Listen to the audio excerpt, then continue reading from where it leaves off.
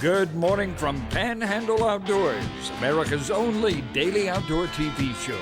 Your source for fishing, hunting, and information for folks who enjoy the great outdoors. Now sit back, relax. It's Panhandle Outdoors. Good morning, folks. Welcome to Panhandle Outdoors. I'm Winston Chester. Glad you're here on this Friday morning, and welcome to our show. We're glad you're here. We got a big show lined up, but first, let's take care of our weather, brought to us by Gulf Coast Air Conditioning. Drew Pollard and his hard-working crew up there taking care of our everyday air conditioning needs. And right now, we just need some big umbrellas, it looks like. Let's look at our temperature, high 85, low 74.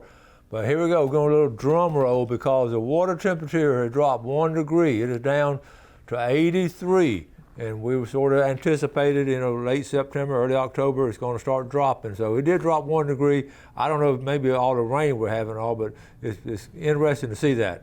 Let's take a look at our river readings brought to us by Mountain Dew. Get out and do. We're looking at the Apalachicola Bluntstown. It's at 7.6. I talked to my buddy Tony Bass. It's been raining in Valdosta much as it's been raining down here. So that's part of the watershed north of him coming this way, so I expect the Apalachicola to be going up pretty soon too. The Choctawhatchee at Caryville, as we can expect, it's on the way up. It's reading about a 7 foot this morning and getting on up there. And it's going to be like the last couple of weekends, high water, and it's sort of got a 60% chance of rain today and about the same thing tomorrow. But we'll just, I got a picture I'm going to show you where a guy and his buddies caught some fish in between the rain, and we can do that because the rain has sort of been come and go. But it seems like it's coming more than it's going. Tide chart brought to us by Kent Forest Lawn. Today is September the 17th. Great tide today. We're looking at a high this morning right around 8 o'clock and a low this afternoon about 6:15. The wind's not going to be a big factor, south-southeast about 7. So let's take care of our weather. Let's take our break and we'll be right back.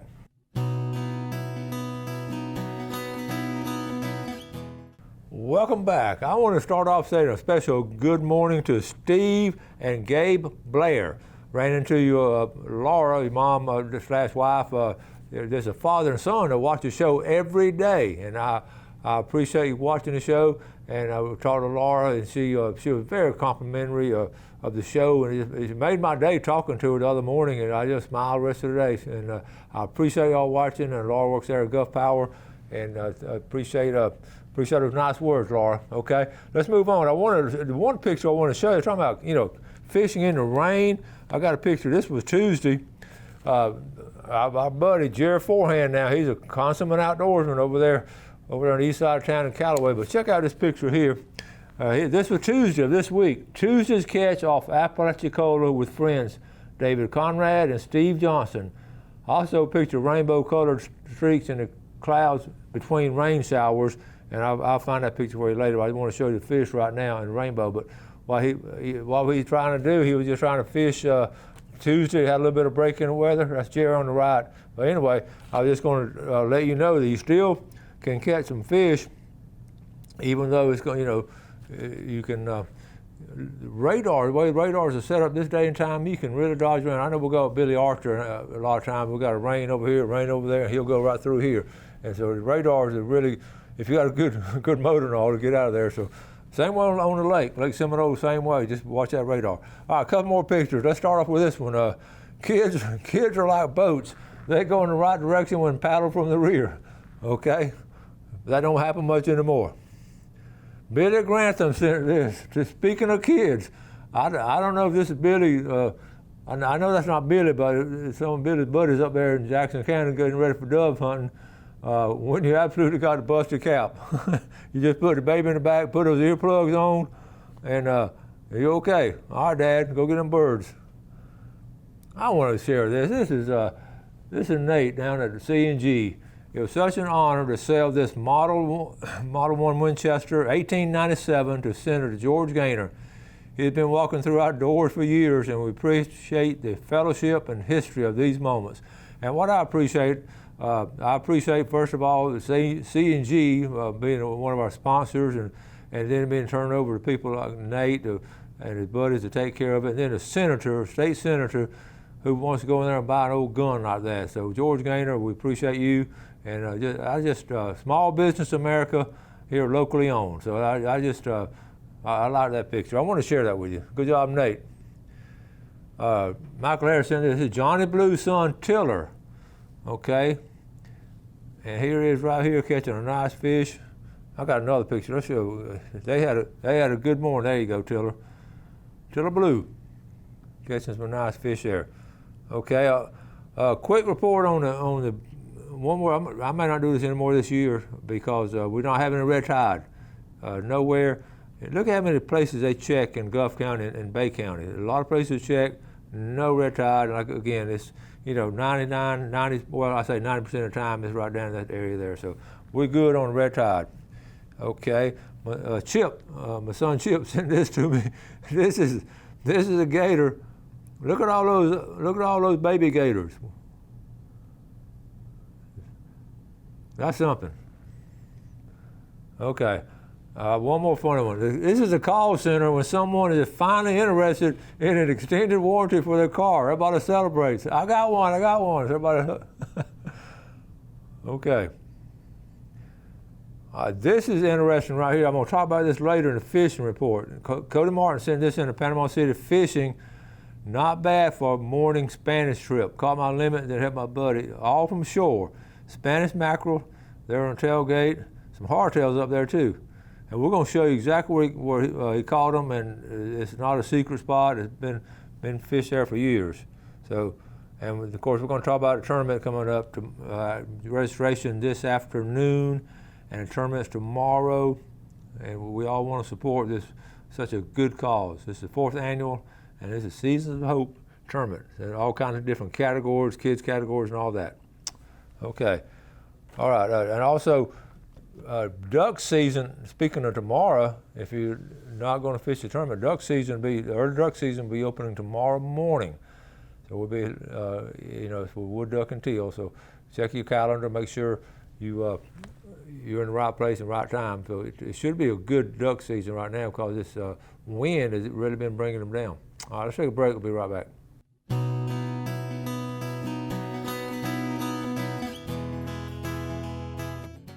Okay, welcome back. We're getting ready to wrap up the summer season. Actual official day is going to be next Wednesday, I believe, wrapping up summer, going into fall. And as we're doing that, a lot of times we sort of changing gears as far as the show itself. So I want to invite you to let you know we got a couple of openings. For advertisers, we got a couple of openings coming into the fall season, and we'd love for you to advertise with us. You see what kind of folks we deal with. It's local folks, small business America, and I promise you can get some results from it. I've had too many testimonials from our advertisers. So we'd love to have you coming on team. You can come on the show, sit here and tell us about your business and all. It's a win-win for everybody. So we'll go ahead and, as we get into the fall season, if you're interested in it, just give me a call, okay?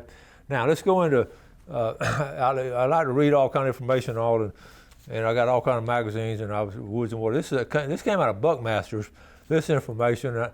A lot of times I don't have time to read the whole article. I just sort of skim through it like some of y'all do. But this one, I read the whole article. It was like 3 pages, 3 full double pages. But what it was, these guys got together, these researchers, and they got the average weight of the deer taken in the different parts of the country, the West, Midwest, North. But I was, of course, interested in the southeastern part, and they broke it down by state. And they worked with with the biologists in each state, and they got information. It's really not that hard to do with email and all that. So, but what I wanted to show you, I picked up the southeast, and I've got a list right here. I'm going to try. I told Jeff I'm going to try to doodle this because I think it'll be more impressive. So I'm going to go. Here we are. Right here. This is going to be the top 10. The average weights of the bucks. Okay. So the first one was Kentucky.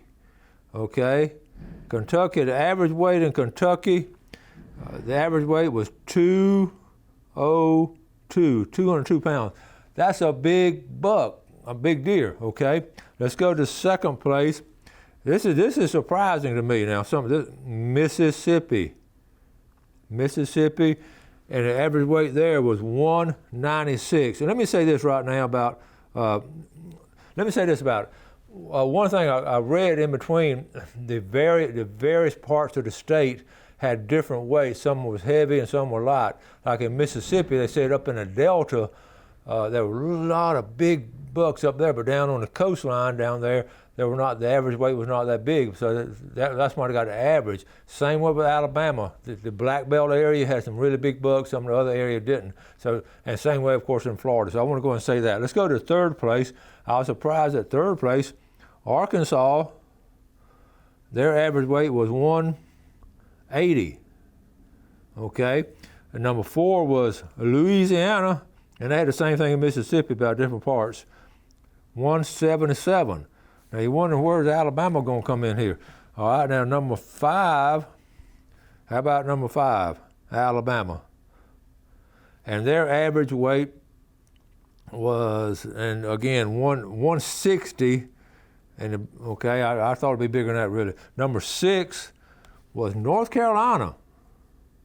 We don't have many people hunt North Carolina, and their average weight in North Carolina was 158. And number 7, I thought they'd be higher. Georgia. We got a lot of folks go up there to Georgia. Randy Beavers just got them one. And they're real close in North Carolina, 155. Then South Carolina, number 8 is South Carolina, and they were 151 average weight. And number 9, Tennessee, and I've seen some big bucks come out of Tennessee, 145. And guess who's number 10? We are. And our average weight is 129. Okay, so anyway, that's the average weight. That's in the Southeast, the average weight of the deer that's been taken, and it really broke it down in the state. And again, you can pick up each state and look at different parts. Like in Florida, we know up the big bucks in the Panhandle, and of course then they're scattered throughout. Then you take those smaller bucks and you average weight. I was interested to see though on Louisiana and Mississippi how big the bucks were in different parts of the state and how small they were in other parts of the state. And they're talking about the big word was soil, that word, and then genetics. Those two right there. And that's how it just kept going. And those genetics, a lot of them came from from the foods they ate and foraged on during that time. So I just thought that was some really interesting stuff there, and wanted to share it with you. And I came out of Buckmaster. There's all kind of interesting stuff in here on Buckmaster. So I wanted to touch a little bit on hunting while we can. Now also let's see, I had a couple other things. We want to get ready for a giveaway. We got all kinds of things coming up. I wanted to, let's see, I got all kinds of things. I think it all covered today. I wanted to mention also, going back to the weights, I have this written down. When I showed a map of one of the states, they had what they call pockets.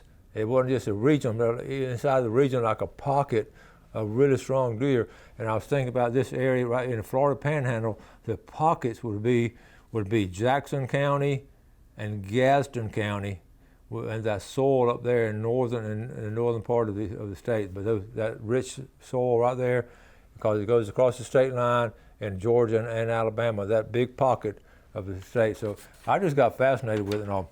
And also on yesterday's, talking about deer hunting, on yesterday's video, the importance of getting tree stands moved, and we just had the best time up there in Tennessee with the family and all. And that's what we did on that Saturday morning after the game. I got some more stuff I'm going to show you on Monday's show. But the importance of moving those tree stands around, making sure they're secure and all. I know this weekend I want to talk to some folks. Some of y'all are going to be working on your tree stand and moving it around. But again, you take that post off with you and clear those limbs. I'm talking to myself because I think this is some of the things I need to do, especially if it's a rainy weekend and all. But it's going to be a situation where you're going to get out there and just get it done. And if you can, go with someone else. Have somebody go with you. Okay. Let's go and get ready for our drawing. I've got a couple more pictures. We'll pick them up later on. Okay. Let's go ahead and get our drawing in. It's the Los Angeles, and we're going to do a fall sweepstakes within the next week. Okay, fall sweepstakes. But right now, Los Angeles, Gracie Cobb from Fountain, the Cobb family up there. And the winner of the second Los Angeles from Bluntstown, Randy Harrell. And let me tell you about Tarpon Dock. Went by before we went up to Tennessee. Of course, we have a lot of scallops to take up there, but I wanted to get some fresh grouper, so I ran down to Tarpon Dock, and it was fresh. I mean, it was just chunks, and we just had we fried those scallops and we grilled that grouper, and those the folks in other parts of the country and other states, they love fresh Florida seafood. Take my word for it. I know some of y'all do that when you go out of town, taking some fresh seafood, shrimp or oysters or scallops, whatever. Anyway, here's $20 to go toward that. All the way from Ball Point, Florida, John McCarter, down there at Ball Point. Watch those eagles, I bet. And the winner of the Big Red Snapper here locally, Bobby Davidson. We're going to spread it out this time too. That's our winner. So what we're going to do is we'll get ready for our famous Friday fishing forecast. So we'll take a break now and be right back.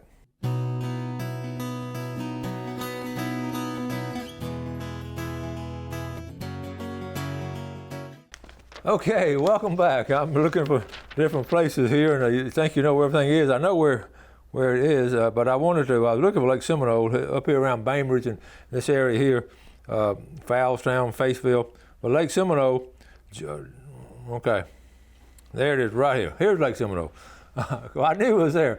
So I wanted to mention Lake Seminole. Jeff was just telling me ran across an article where the Georgia state record, brim record, right under 2 pounds, was caught in Lake Seminole, 1.7, 1.8 pounds in Lake Seminole. But I wanted to show you this part right here. The thing about Lake Seminole, it covers 2 states. It covers right here. See the line on the south end? Of course, here's the dam here.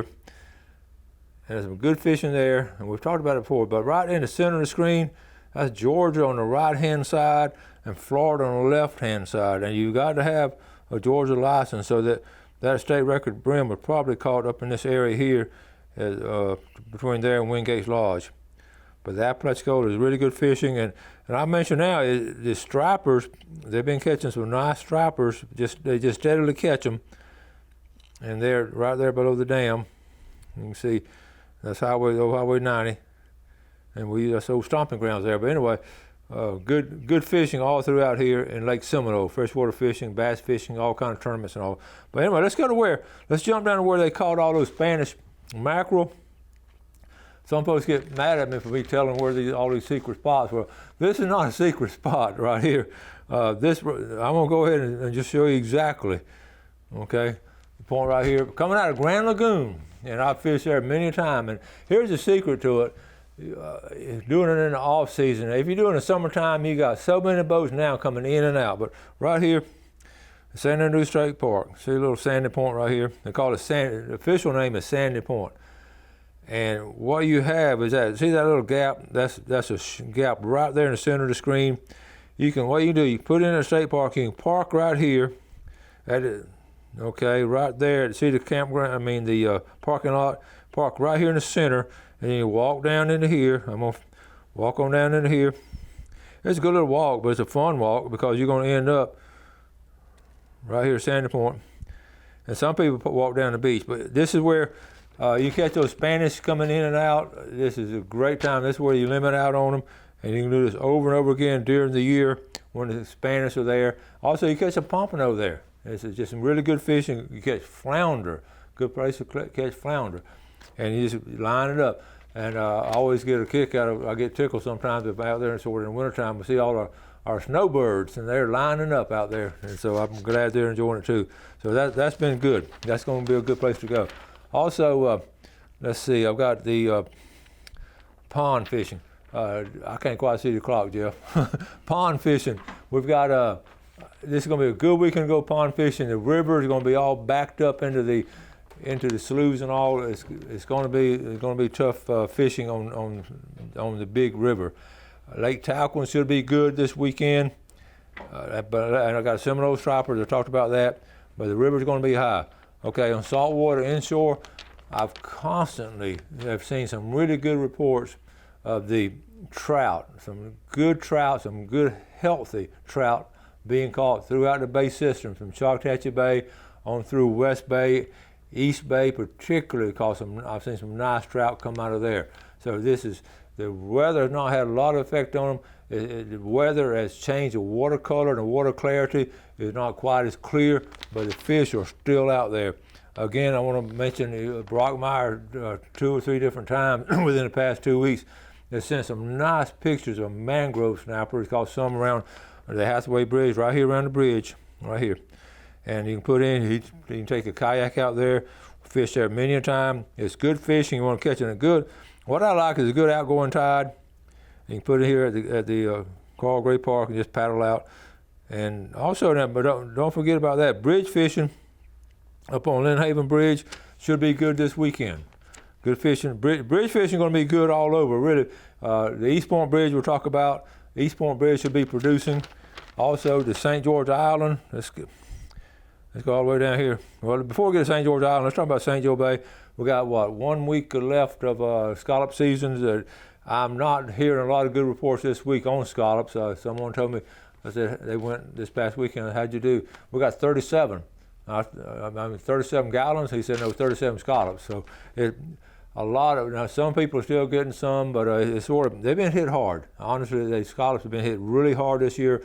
A lot of folks out there. And it's got to the point now, and I knew this was coming, where they're keeping some of the smaller ones. They just, whatever they get, they're just keeping. And at the beginning of the year, you sort of pick over them, but some folks now are getting everything. So anyway, I got that written down. Flounder. One more thing on flounder. Flounder beginning to move. Now, you don't have much time left in flounder season. About, 3 weeks, October 15th, flounder season will be going out. So if you're really serious about flounder, you need to jump on it now. Jump on the next couple of weekends because, but they are moving. I've got some words from some folks that are just beginning to catch some and gig some. So flounder is going to be really good. You don't have to get your gig point sharpened. We've got to wrap it up for the week. We had a good week. Well, again, thank Bill and Greg for taking the show early part of the week. We've got some big things coming up next week. Got some special guests coming on, some more good video. So y'all have a great weekend outdoors. Do something good for fellow man, and see me tomorrow afternoon at the Season Hope Tournament at Sunjammers. God bless. Thanks for watching America's only daily outdoor TV show, Panhandle Outdoors with Winston Chester, featuring hunting, fishing, and other activities and information to help you enjoy the great outdoors. Join us next time for Panhandle Outdoors.